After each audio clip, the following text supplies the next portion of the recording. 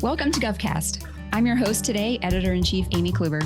NASA has been undergoing an organization-wide digital transformation plan that began a few years ago. Its goal for that plan is to improve how the agency collaborates and innovates.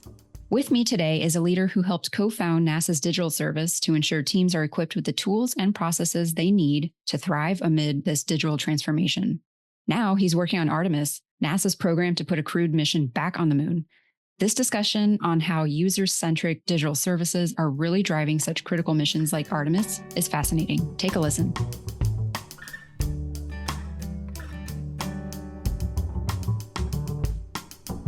This episode is brought to you by Beyond Trust.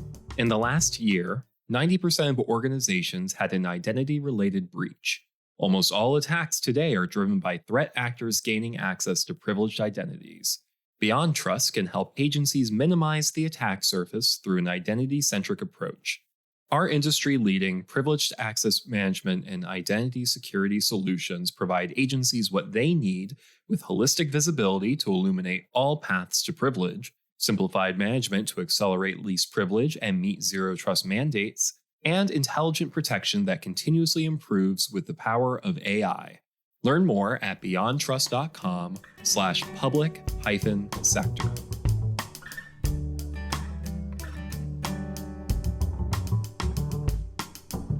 I'm here with Shawn Chittle. He's the NASA Artemis Orion spacecraft testing platform design lead, also a digital service team leader. Really happy to have you here, Shawn. Thanks for joining. Thanks, Amy. Happy to be here. So you've had such a diverse career working with different startups, as well as names like Amazon and Zillow. What brought you to NASA in your current post and then co-founding its digital service? Yes, I've been making a living in tech for about 32 years now. And in tech, things move very quickly. Amazon, of course, I was a very early employee there. And we just wanted to get stuff done, make history. Zillow, of course, was a dream job, being able to work in real estate in New York City, of course. That's all anyone talks about there. But, enough of the challenges. It's e-commerce, dating apps, food delivery. I'm like, what's next, So someone mentioned the U.S. Digital Service to me, and I went and spoke with them, and they were very happy to bring me on board. So I left New York and came to Washington, D.C., where I didn't know what DMV meant or NCR meant or any of that stuff. And they detailed me into the White House at the U.S. Digital Service. And that's where I started my career. Fantastic. I've met so many leaders who get started in the digital service. It's really interesting to see how their career took them throughout public service. So that's amazing. So co-founding a digital service for such a huge organization like NASA, talk to me about that. That's quite an accomplishment. Was there a particular challenge that you faced in creating that? Well, certainly I can't take the credit for it. So the initial digital transformation initiative was from Jill Marlowe, who's our chief digital transformation officer at NASA. And she conceived of an idea called a SWAT team, right? So it was like a core group of people, much like a startup that could get problems done, solve things quickly. And so Dr. Tracy Bierman was her first hire. He's out of Kennedy Space Center. And he sent out this job request, and a bunch of people in DC said, "Hey, are you interested in this?" And like most people, I think was like, "I'm not qualified to work at NASA. I'm not smart enough to work at NASA." But I went ahead and interviewed, and Dr. Bierman and I absolutely saw eye to eye. So I was his first hire, and we strategized the idea of hiring product designers and service designers. So we reached out to industry and hired two of the best I think we could find. And we've been trying to kind of divvy up the responsibilities into user research and problem identification, and then making really awesome products for our internal customers through product design. NASA it's such a wide mission set. I don't think people really grasp all that NASA does. It's more than just space exploration. How did you envision digital services really making an impact in, all these different mission sets? Sure. So we started in what I call keeping the lights on, or KTLO, which is just internal systems, things for like OCHICO, which is the Human Capital Office, or the CFO, Chief Financial Office, and designing things and helping them understand their problems. Most people would call it boring work. I never thought it was boring at all. And then through that initiative and getting some success there, now the missions such as Artemis and other missions like that have said, hey, we maybe can use this as well. So we kind of started with doing some of the busy work and are now into some of the more exciting stuff. All right. How has your experience in some of the things that you've done in the private sector influenced some of the projects in public service, especially with this new Artemis mission? Has anything surprised you? No, what surprised me has been the acceptance gradually, but finally acceptance that our NASA Digital Service pilot is now successful. And we need to be sort of embedded now within the OCIO as either a service line department, something like that, where we can get out and scale up and do much more work for NASA. What's been amazing to me is we've jumped into things like Mural, not Mural, Mural, which is the FedRAMP approved whiteboard canvas that we use. And a lot of folks had never heard of it before or seen it. And we often have to do meetings ahead of the meeting, about the meeting, to talk about what we're going to do. And it turns out that once they got into it, though, and we're using Mural, Amy, a lot of folks don't want to go back to any other way because we can compress months of work into like a 2-hour session. People bring in their sticky notes, their comments. We mostly do them silent, these workshops. And the artifact of that is that they're diverse and inclusive and equitable because everyone's sticky note is treated the same. And that's been a real big win for NASA. That's awesome. I actually just dabbled in Mural recently and I was amazed. I had never heard about it before, but it is pretty handy as far as how it organizes work. So I finally know something that, someone talks about on this podcast. Oh, great. Good. Well, I'm going to use plain language here. I'm not going to use any acronyms. Goodness, we have plenty of those. And so that's called service design, where it's like understanding the synthesis of the problem. And really what I think launched the NASA Digital Service was Neil Rogers, our former deputy CIO, who said, look, we have to figure out what we're going to do with SAP, which is this giant enterprise resource planning software. It's 20 years of purchase, millions of dollars. It's coming into life 2027. And I could hire a big agency consultancy to do this. But Jill told me maybe you could do this. And I said, great. So we went ahead and in just 4 weeks, I talked with almost every service line, hundreds of people, thousands of sticky notes, and understood what was going to be the impact of either upgrading SAP or replacing it with something else. We then wrote a little report, showed that to our IT service board, and they're all like, thumbs up, go do more of that. And that really kind of, I think, kickstarted using Mural and these kind of workshops to understand our problems at NASA. That's amazing. It sounds like for such large scale digital transformation efforts, it really starts with, I guess, baby steps, these little iterative things that you can do quickly. That's what I hear, or what I'm hearing from you particularly. Exactly. And that's just one part of it. So the other part of it, something I sort of started at DOD, was the idea that we had these, star generals and admirals and places like that, people like that. And they would have these giant requirement documents, just pages and pages of stuff. And everyone would just kind of glaze over looking at it. So I abandoned that. I just threw those documents out and I said, here, let me jump into Figma, which is the 21st century Photoshop. It's what we use to design the apps that you use on your phone or applications that you use. And I started throwing some things together and saying, hey, Colonel, what if it did this? And what if it did that? And they'd be like, yes. Because everyone can understand the internet, right? They might not understand the particular application, but if they can use Zillow or they can use Amazon, they can use our stuff as well. So I started to do it that way. And that scared a lot of designers because they're like, where are the requirements? Where's this? I don't know. Don't worry about it. We're all in this together. We iterate and iterate and iterate on it. So with Artemis, the exact same thing happened. They have been months making this documentation, which is fine. And then I came in and said, let's just design the product that you want. Let's just dream big. And so we have what's called an MVP, a minimum viable product, or what I love to hear. I can't take credit for this. It's minimum lovable product. So they love it and they want to use it, MLP. And they've been literally designing that with me in concert in Figma and in Mural and just iterating on it. Now, I'm not saying throw out documentation or governance, but I'm saying maybe don't start there. Start with the product and the problem. And then after that's done and you have your MVP or MLP, you can then document it and write your governance and then get it shipped. That's amazing. For the Artemis program particularly, what are some of your initial goals as far as designing this Orion testing platform? Do you have even though, we're talking about baby steps here, I guess, what is that baby step for you? Well, the government runs on Excel and it runs on PowerPoint. And we have all this kludge of different data sources and files and formats and different Microsoft and 365 type stuff. Why not take all that and put it into a platform that we can design and build? And we're using the Power App platform, which is what's kind of an entitlement. And we're building it that way so that all that stuff isn't in all these different places. It's in a single source of truth. And they can then share that single source of truth, which is a live dashboard with their stakeholders. We can make decisions faster, we can lower risk, and we can get to our missions quicker. That's amazing. Going back to some of your prior experiences, you've touched several different agencies across government. They all have varying missions, different sizes. I'm sure different maturity levels as far as technology goes. How have you seen how technology is impacting them? Any observations or lessons learned? Yeah, I see technology transformation in government kind of in three camps. One, the camp that's dying to have it. They're like, we want it. We can't get enough of it. The second camp is sort of skeptical a little bit, like I'm not really sure about this mural thing and what are these sticky notes and I like my Excel and that's fine. And then the third, which is sad, is kind of the detractors. They never want to change. They're never going to change.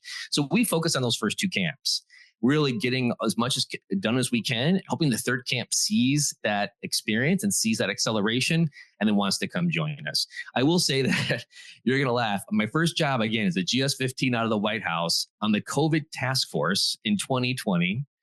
I then left and went to the Pentagon and worked for the digital service there from the Secretary of Defense. And I worked on the Afghan exfil. I then left there, went to the DOJ, and they put me on the fentanyl crisis. So when NASA called me, I thought there was going to be like an alien invasion or something because I'm like, I've been doing nothing but classified intensive work. NASA has been the best experience I've ever had. It's true why they are 11 years in a row running the best place to work. We respect boundaries. We're healthy psychologically.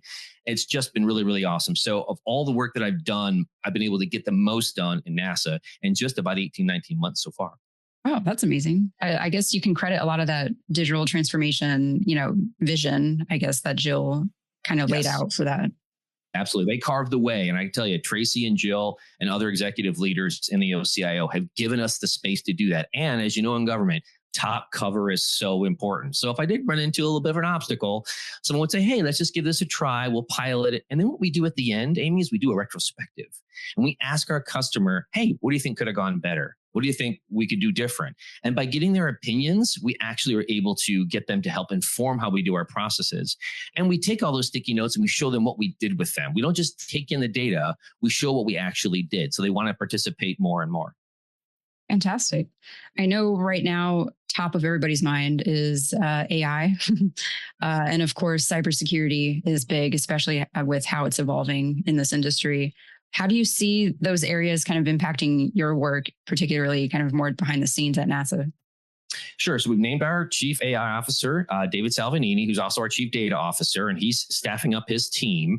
We are doing an ATO, authority to operate, with Microsoft Copilot, which I believe is coming out very soon. We've also stood up a demo of the Claude Anthropic system. We're kind of throwing public documents at it right now so that we know we can be safe. NASA is, of course, very concerned about keeping things ethical and de-risking. And anytime we use any kind of LLM or AI, it shows us the source data, where it found it and how it arrived at it. So we're not doing any kind of hallucinations.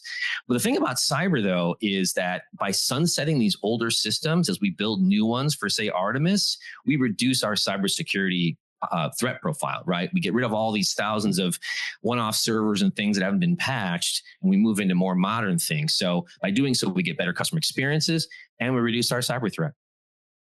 Interesting. Do you see that work kind of influencing, I don't know, maybe future programs that might launch after Artemis?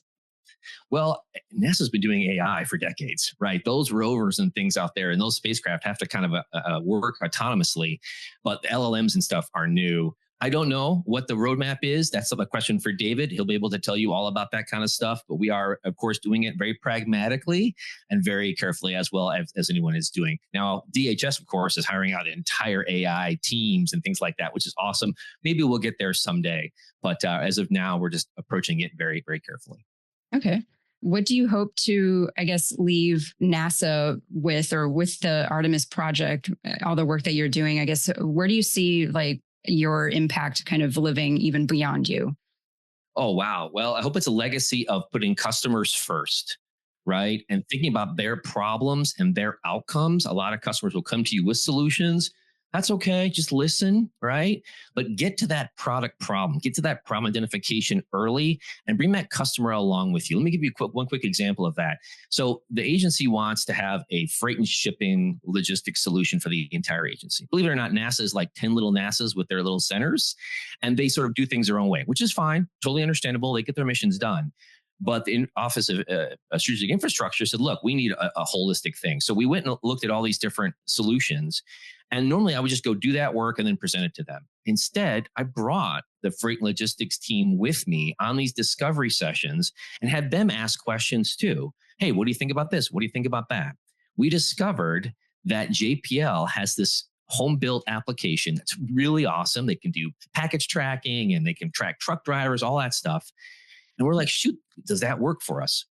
So we evaluated that. And it turns out the team said, you know what? This is only 90% good enough. And we're like, great, 90% is amazing. So we've ported over that software for us to evaluate and now use. And it didn't cost us anything. It didn't cost the taxpayers really hardly any money at all because we'd already sort of built it and already been done. I think that sort of thing, Amy, that legacy of finding where you can find the gems and reusing or repurposing them rather than going out and buying something new. There's still value in that, but try to see where you can have stuff internally built that's really awesome that can solve your problems. That's fantastic. It has a lot of Amazon feel there with the logistics who kind of have it figured out pretty well. Well, think about AWS. Yeah. I'm sure Jeff Bezos did not want to sell their server space, right? But then they're like, wait a minute, we have all this excess space. Let's see what it can make money for us. And of course, now under Andy Jassy, who was the head of AWS, and now it's just booming like crazy. And I think we see that. We find these little gems inside of NASA that a center might have, and we leverage that for the whole agency. And that's what's called the enterprise approach. Let's not just do one thing for one agent or one center. Let's try to see what we can do for the entire agency. Yeah, that's a good point. For Artemis and Orion and some of the programs that you're working on, I know they want to put, man back on the moon and eventually Mars. Let me correct you there. So we do say crewed, not manned. Oh, yeah, okay. we have a mission. We're going to actually, Artemis 2 is going to orbit the moon. Artemis 3, we're going to land the first woman and the first person of color on the moon. So we say crewed missions versus manned. And that's just the way we talk now. That is amazing. I'm glad to hear that as a woman myself. Will I ever go to the moon or Mars? Not sure, but would you take up the opportunity? I would love to go to the moon. If you watch 2001 Space Odyssey or even Ad Astra, one of the problems is that they can't replicate the very low gravity. It's only 1/6 Earth's gravity. So I'd weigh about 20 pounds on the moon. So imagine if I jump, I'm going to be jumping way, way, way up. You saw the astronauts, they weighed 400 pounds and they were leaping like it was nothing. So I think high ceilings are going to be the order of any kind of building there on the moon. I can't speak for that, but I'd like to see you go to the moon and go to try it, just like you'd go to Australia. You'd go up there, hang out for a weekend, and then come back, just like they did in 2001. That's the dream. That's fantastic. Well, Shawn, any parting words? No, Amy, thank you so much for having me. And thank you for the public for supporting NASA's mission. It's great to see our shirts at Target and other places and people walking around the city and all over America and the world supporting NASA. We are one humanity trying to get to the moon and going on beyond to Mars. Fantastic. All right. Well, thank you so much for joining us. This was awesome. Thank you, Amy. Take care.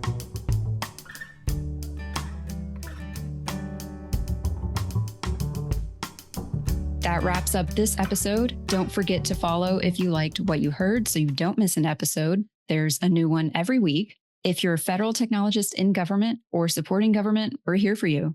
Make sure you also head to govciomedia.com to sign up for our weekly newsletter and check out our upcoming events in the DC area. Thanks for listening.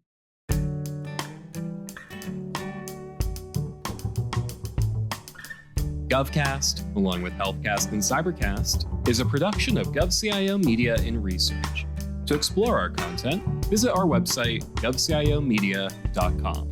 Keep an eye out for new episodes every Tuesday. And if you like what you heard, leave us a review on the podcast platform of your choice. Have a topic you want us to discuss? Contact us at newsletter@govcio.com.